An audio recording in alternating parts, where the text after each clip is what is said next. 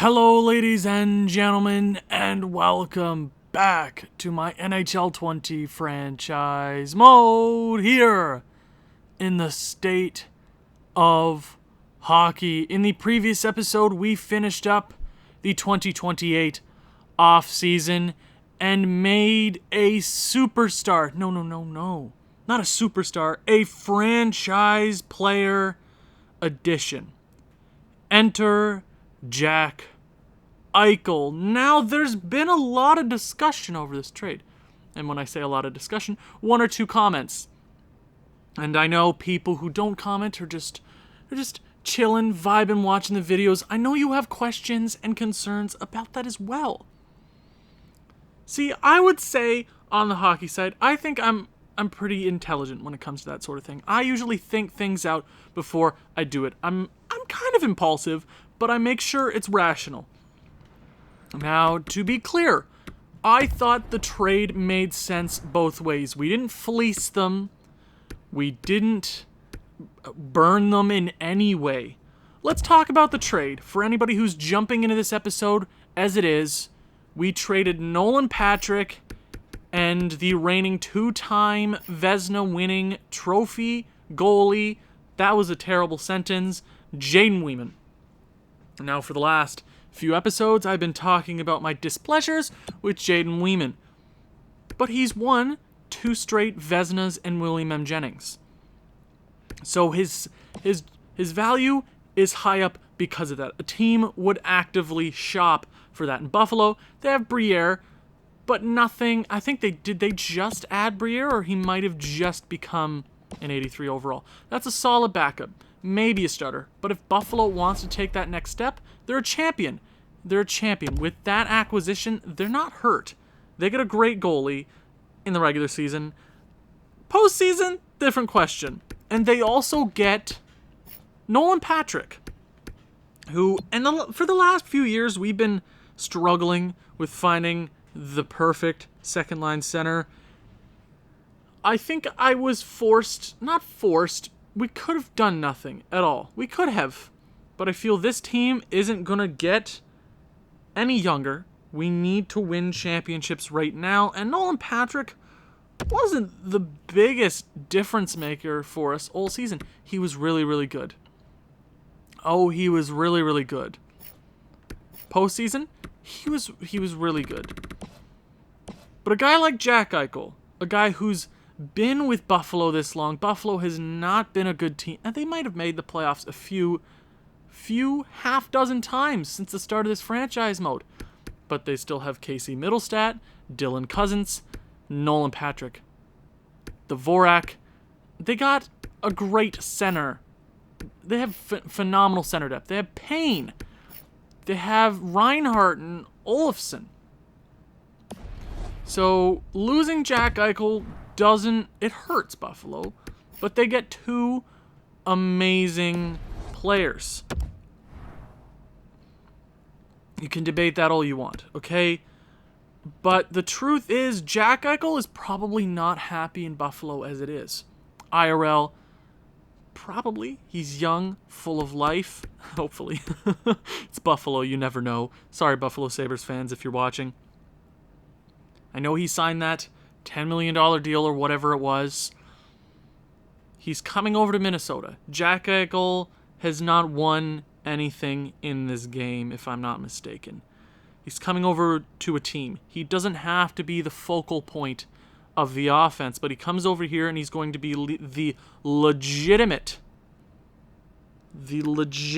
second-line centerman. He's going to lead us. When Anthony Francis is shut down, when all those top guys are shut down, Jack EICHEL needs to take it to that next level. They've been a consistent postseason team for the last decade. They have, right? They've been making the postseason almost every year since the start of things, right? Only missed a few times.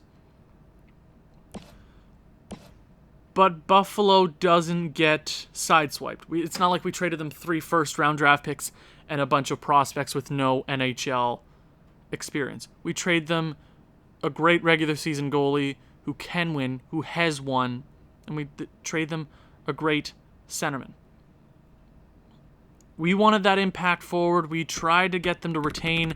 I think they should have. The value was in our favor. But Jack Eichel is here to stay for at least a few seasons. And I think... Was it overkill? Maybe. Have we done it too much in the last few off seasons? Maybe. But the time to win is right now. And before we can start winning, I have to show you the 2028-2029 Minnesota Wild lineup. There are a few changes this season. Almost the entire bottom six, or I mean the fourth line, actually, just the fourth line, was changed up. There's a few new players on this team. There's a few people we're going to have to get used to. But the top line has not changed one bit. Alexei Petrangelov, phenomenal player. Best power forward in the league. 2 straight 100-point seasons. He's never scored less than 42 goals is his lowest scoring campaign. Phenomenal. The captain, Kirill Kaprizov. Is he the most underrated player in Minnesota Wild history compared to Anthony Francis and his winger in Petrangelov, right? 3 straight 100-point seasons for Kaprizov. He's the real deal. He's the captain for a reason. He's hoisted 2 Stanley Cups here in Minnesota. He's the real deal. But your man, your boy, the best player in the NHL, Anthony Francis, 99 overall, coming off of a 142-point regular season. He was tearing it up in the postseason, but Jade Weeman had to go and do Jaden Weeman stuff. You know what he usually does in the postseason. 4 straight goals in the third period. Whoop-de-doo! I'm not mad in the slightest. Sarcasm intended. 6 straight MVPs and Art Rosses. He's taking names and he's kicking butt, okay? I'm hoping for big things. His ice time was cut a little bit. He's not playing both power play units this year because enter Jack Eichel.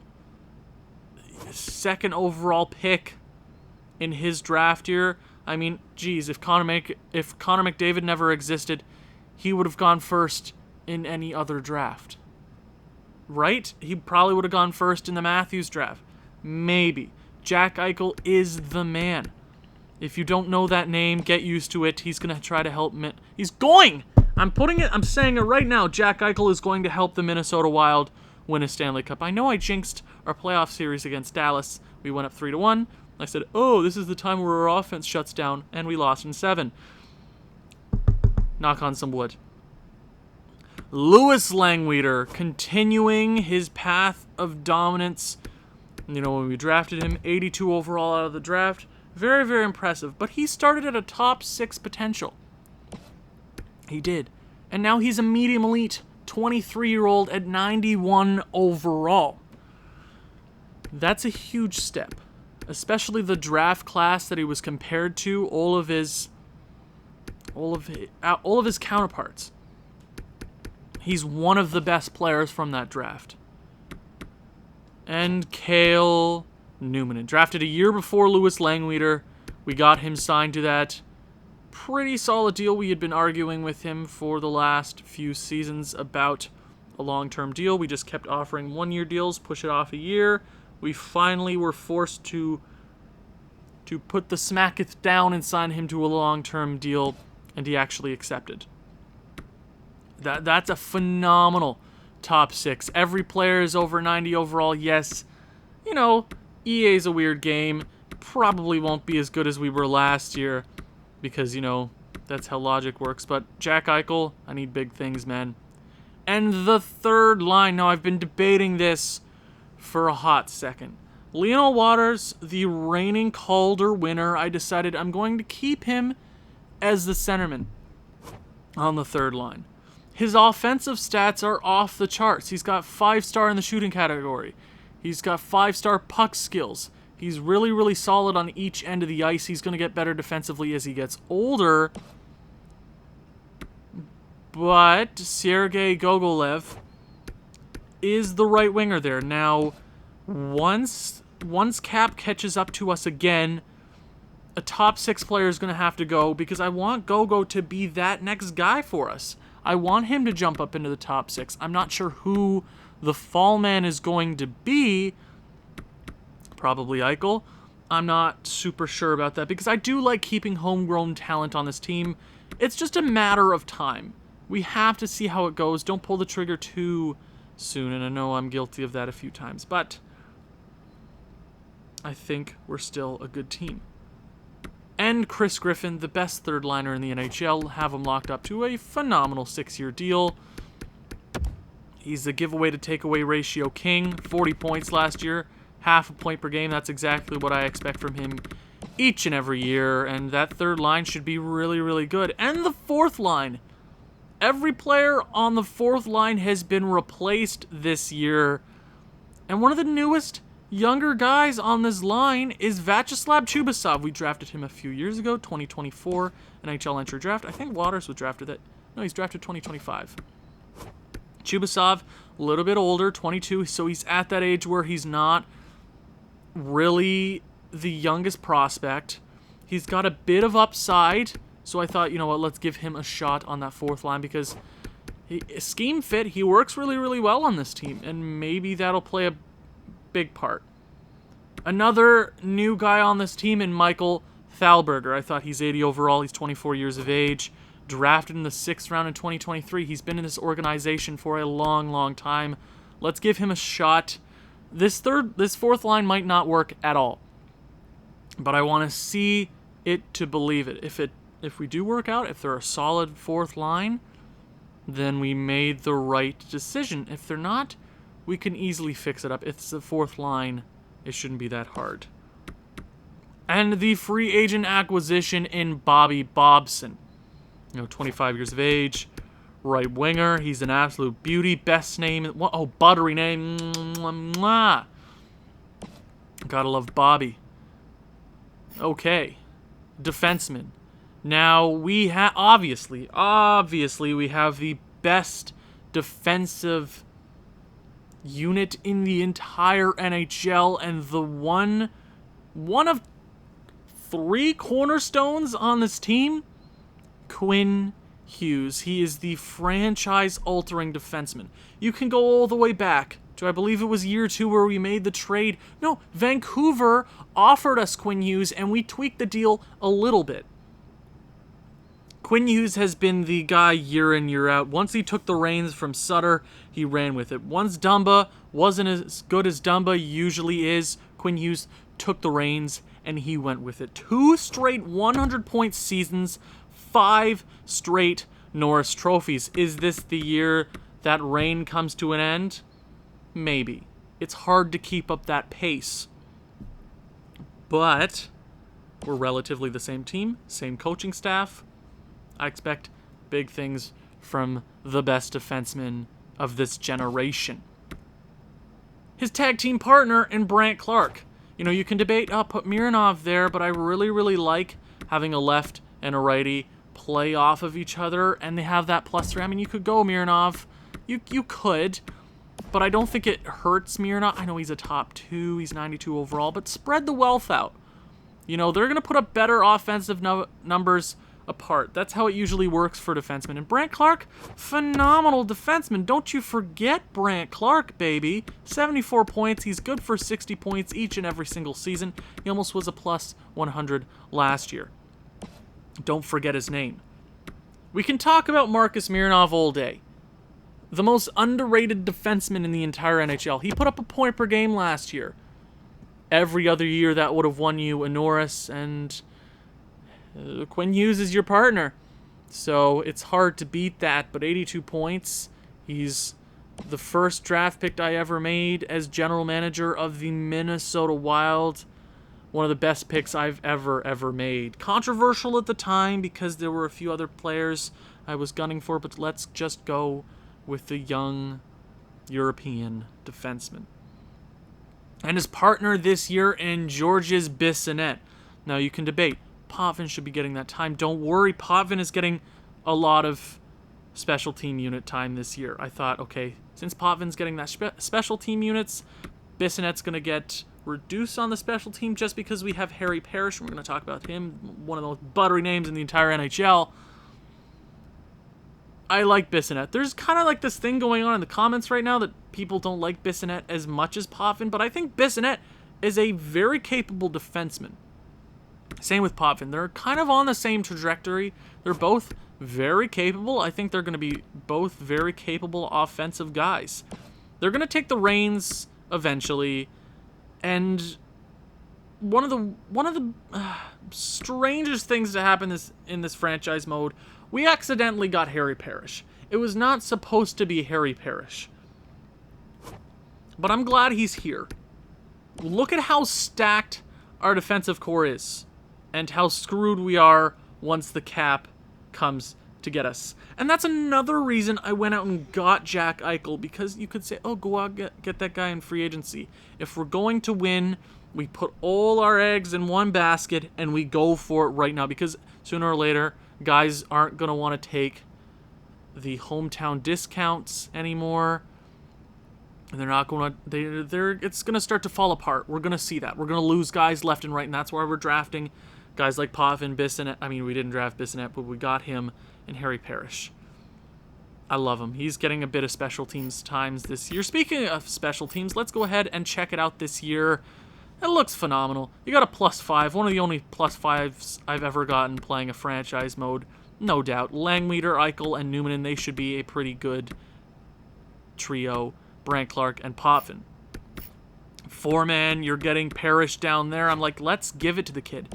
Says he works really, really well on the power play unit, so we're you know what? Let's frickin' give it to him. Because look at his puck skills, look at his senses, look at his shooting.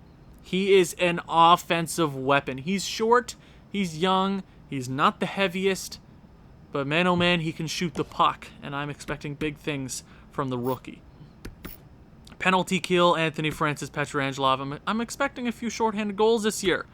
Langweeder and Gogolev. Gogolev got a bit of center time last year on the third line. I'm like, he can play center without moving him to the center position, if you know what I mean, like going into the edit player and changing him to a center. When the time comes, we will, but it doesn't hurt him to be playing a bit of extra penalty kill at center, because he has a good center face-offs overall. Why? Ability? What am I on? What's the word for that? Attribute. There you go, Owen. I'm not giving up on him just yet. He's a lot better than Lucas Raymond. Do you remember Lucas Raymond? If you don't remember Lucas Raymond, you're too young. You're too far into this franchise mode without going all the way back. But I advise going all the way back, even though I enjoy the views right now. Thank you for subscribing, everybody. I'm at 370. 371, actually, just before I started recording. I love all you guys from the bottom of my heart. We're getting close to 400. That was my end-of-year goal, and we're going to hit that before the start of summer, which is just phenomenal. I love each and every one of you. Why did I go on a spiel right there? It's because I love being lovey-dovey. Is that the right word? Francis getting some penalty kill time, and Gogolev. Now, it is a -1, but they're high enough overalls. It shouldn't really affect them. I did try out different guys on the penalty kill unit here, but I think Gogolev is the best suited. Okay, so extra lines. Oh, you would not want to go up against this team. I'm expecting big numbers from Jack Eichel. I'm not excited to see, like, oh, he's 70 points in 82 games. Nah, I need him to go off. I need him to be a leader. I need him to be effective. He has no excuses. The reigning Calder winner, Lionel Waters with Pietrangelo. Nasty. 3-on-3. Oh, dangerous. Extra attackers are Anthony Francis and Jack Eichel. Shootout is also looking very, very nasty. Your goalies this year: Christian Rensfeldt and Taro Mackey. Now, before the playoffs started last year, I'm like, okay, Rensfeldt is going to be the backup, Jaden Weeman's going to be the starter, Mackey, we're going to have to trade. But since that whole thing fell apart with Weeman, Rensfeldt is taking up the reins as the starting goaltender. I'm a little worried. just because of that puck control category, they're looking a little weak. But he's got the overall. That never really matters in this game anyways. This game is weird. If he's a good playoff goalie, that's what will win me over. But we have potential future starters. Same age as Rensfeld. I think they were drafted in the same year. No, 1 year apart. But Taro Mackey has been the guy where I'm like, okay, we're going to trade him away once we get the opportunity. But he's been great in the AHL. Last 2 seasons, last year, he was the starter. He's ready for some NHL time. This is a phenomenal tandem, and they're both at, I want to say, their ELCs, which is good for us. Your scratch players this year, Connor Duar, we're going to get to that. Ryan Fitzgerald and Vukovic are your 2 scratch players this year. So let's go ahead and talk about the AHL. There's a few notable prospects. The biggest man here is Dane Koliakovo, 19 years of age, coming out of the NCAA program. Drafted 15th overall in 2027. He's ready to take the reins in the AHL. He is the biggest prospect in this organization. He's ready to go. He's 74. See, that's why Jack Eichel, let's go out. We have a good system going. We're going to go out and acquire the big guys. I usually stray away from doing that, but I'm like, let's do something special. Let's get Jack Eichel. That's a marquee move in NHL history. That's like trading away 2 potential Hall of Famers for 1 Hall of Famer, right? It's crazy, but we have a good system going. Koliakovo is a big piece for us. Another notable guy is Pete Curry, 22 years of age. He's a medium elite, so he could transition into an NHL player. Doesn't seem like he's working very well with our AHL coach, but I'm not super worried about that. They're usually a very consistent team. We have Boris Habibulin. Now, he was slotted to get a start in the NHL this year, but Bobby Bobson works way better on that 4th line than Habibulin, so we were so excited to have this guy in the organization because he was like 74 overall when we started playing him in the AHL, gave him a lot of opportunities to play, didn't really turn into that guy, which we get that a lot, but just be glad we draft a lot of other guys like Corey Cutler, 21 years of age, 76 overall, medium top 6. Looks like he has some good shooting stats as a sniper. That's big because I've seen a lot of snipers, or he's not technically a sniper, but it looks like he has a good shooting category. I'm assuming he's a sniper. I've seen a lot of snipers with terrible shooting categories, and it never ever works out, but he was good on the Guelph Storm, putting up a few goals, a lot of assists, so looks to be an interesting little player. He's getting a bit of time there in the AHL. Those are the only notable offensive or forward prospects. Defense, we are stacked. Ted Seguin, who is transitioning between a prospect and a mid-NHLer, because I would rather give it to Harry Parrish than play Harry Parrish down here in the AHL and Ted Seguin in the NHL. It's a great situation to be in as a general manager of a loaded prospect system, including Stefan Backer, Arkhipov, and Pearson, who was our lottery pick, or not technical lottery pick, but we had Nashville's pick a few years ago when we drafted him. Looks like he's going to be pretty decent NHL player one day. I'm not going to go over the special teams because it's basically the lines that you see there. Goaltenders, now Cody Tallender and Pedersen, both elite goaltenders. Tallender has that high elite. I was debating, do we give Cody Tallender that backup start in the NHL? I'm like, you know what, this guy can afford 1 year in the AHL, just get used to that big ice of pro hockey, even though that really doesn't matter in this kind of simulation game, but for storyline purposes, it works. You know, he's young, 21, he'll be 22 at the end of the season next year. He's going to be that backup. It's between Taro Mackey and Christian Rensfeldt. They're both going to have to perform very, very solidly. Tallender was a beast last year for Iowa Wild, so he might be the next guy. He's 21, right? He could be in Christian Rensfeldt's overall position in 1-2 seasons. Your scratch players this year, nothing super notable except for Brad Cizik, who's 22, high elite, We didn't have any choice but to sign him.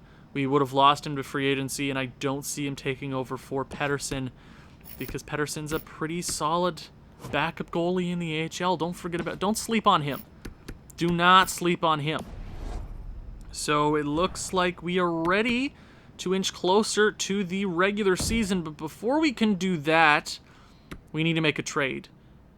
Before we started this, or before we start, I have to trade Connor Dewar. Now, we talked briefly about Connor Dewar.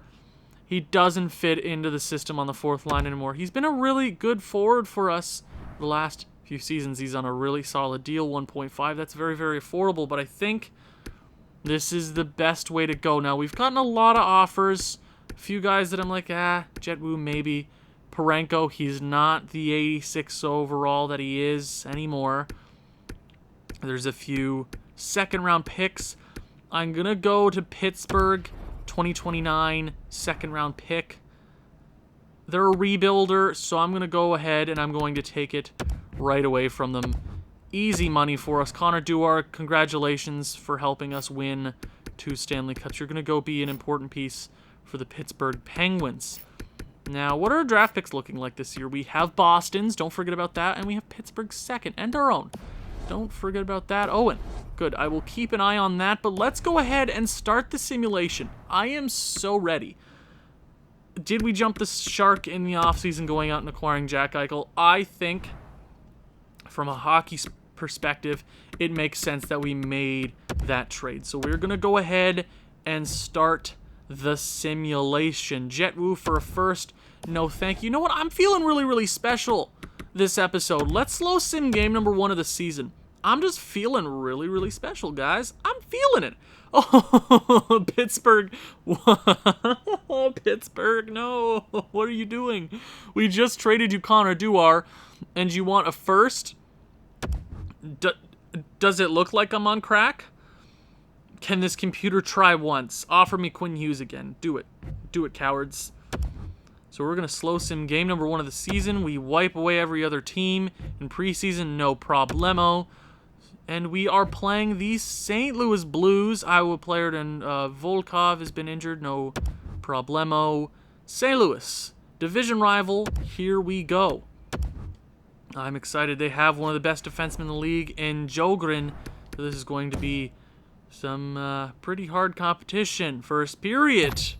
1-0 St. Louis. Emil Bemstrom, power play goal. Okay, Ren's fault. They were both really good goalies there in the first period.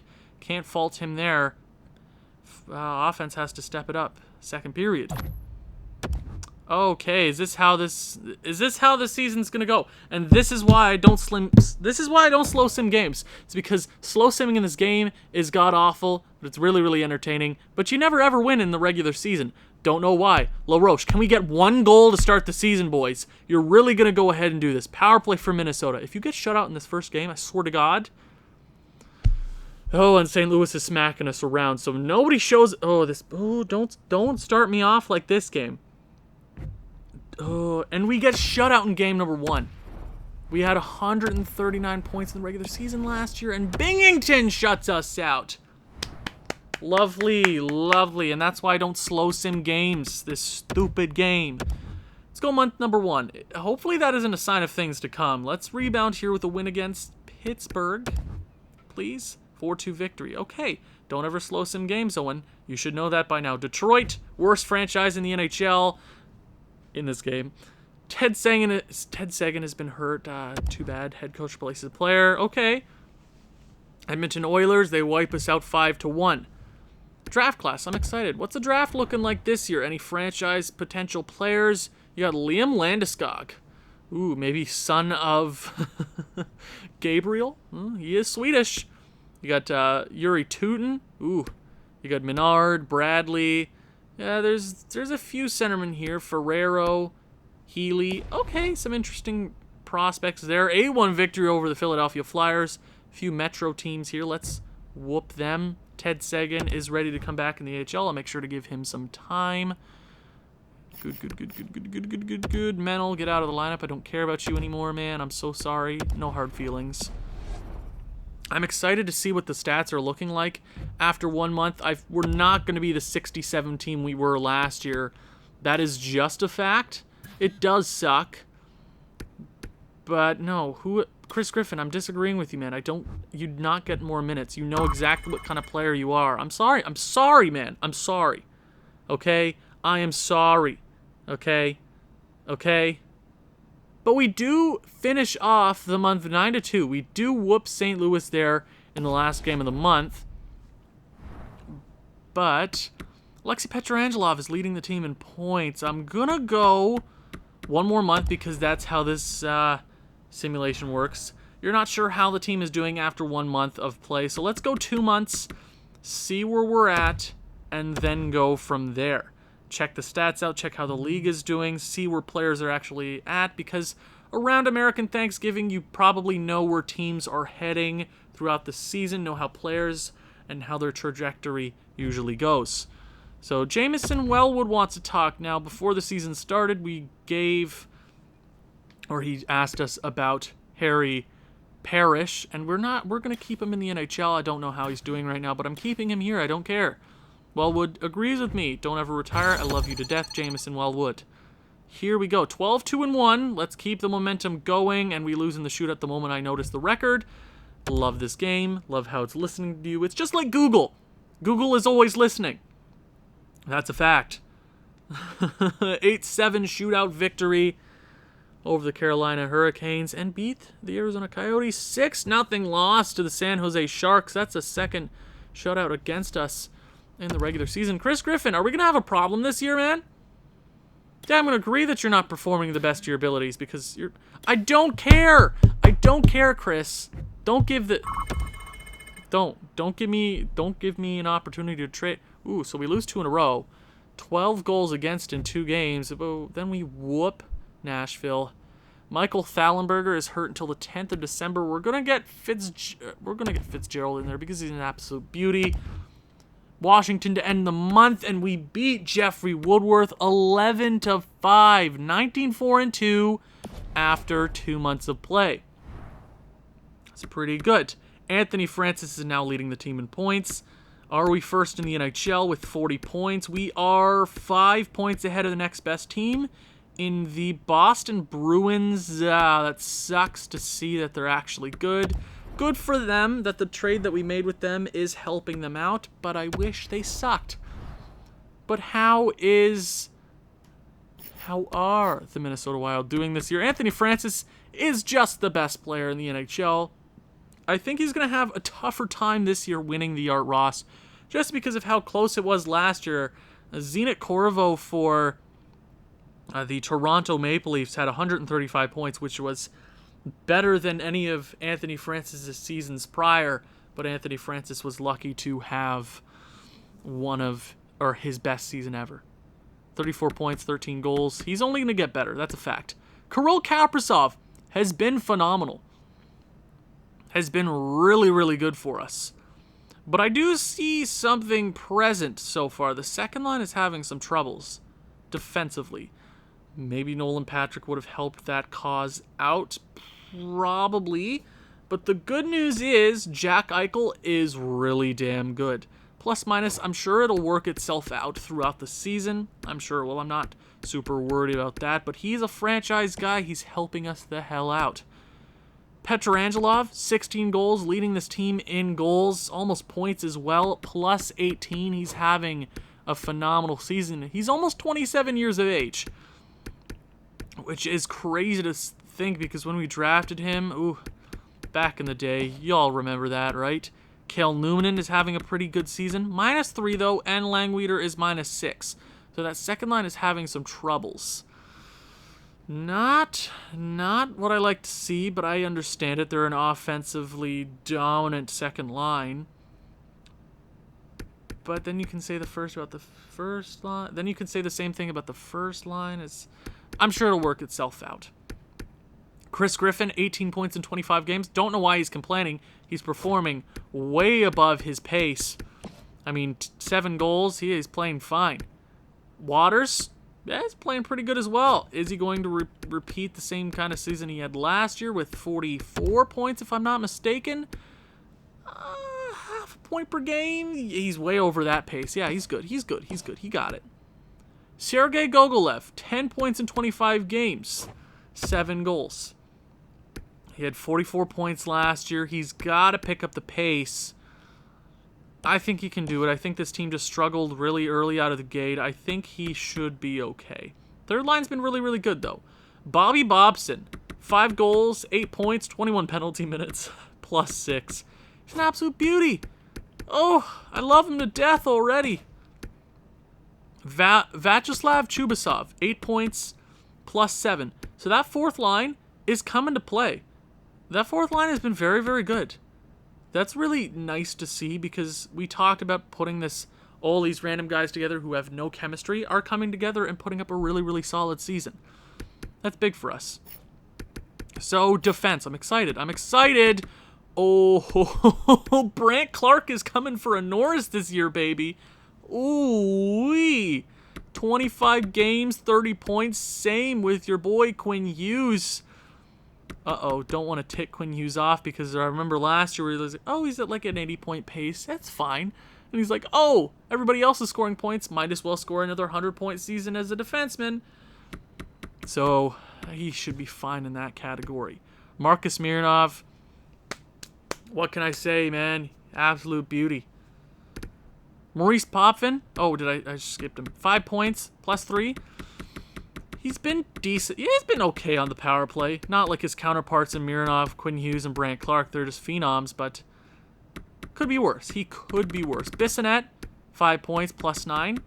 We're exactly where I expect him. Harry Parrish, the rookie defenseman, 2 freaking goals. +3, top 6 defenseman. He'll be fine in a few years' time. Don't worry about it. Goaltending. Ooh, Mackey, man. Hello. Okay, Mackey. Rensfeldt has done terrible. Weeman's probably the best goalie in the league right now. That's just a fact. I'm just happy our defense has been relatively solid. Rensfeldt has been a problem. Maybe he'll be a good playoff goalie, but Mackey is undefeated in regulation. Goaltending has been bad, though, so I'm excited to see who's leading the league in wins. It's probably Weeman. Alexander Georgiev for the New York Rangers. Good for him. A best goalie in the league right now. That's hard. I'm going to say it's Gregor DeVries just because he has more games played. He has a worse goals against, but those games played, you can probably even it out. It's Gregor DeVries. You could, the Georgievic, Askarov, we have our problems with him. Don't get me started. Is Weeman down here anywhere? Weeman for the Buffalo Sabres. He's almost got a 920. Obviously, he couldn't do that here because science, right? This is how this game works. Okay, rookie skaters. Who's leading in that category? Clayton Bolt. What a name. You also got Wayne Weidman. Oh, these names are buttery. Potentially Chubasov. It's not the best rookie class, so if he has a few good games here and there, he can definitely contend for a Calder. 2 straight years with Calders? I would love that. That'd be great for us. So defenseman, who's leading in that category? 1A and 1B. Quinn Hughes and Brandt Clark are definitely leading the way, but right now it's probably between Cale Makar and Gostisbehere. Same amount of points, less games, better plus-minus. I think as the season goes on, Quinn Hughes is just going to run away with it. But it's a tough year for defensemen.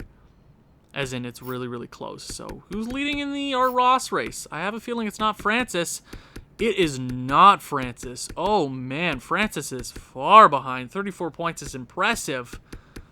But, man, oh, man. Jesper Straka. Is he going to break the streak? The 6-year Ironman streak of Anthony Francis's MVPs and Art Ross's?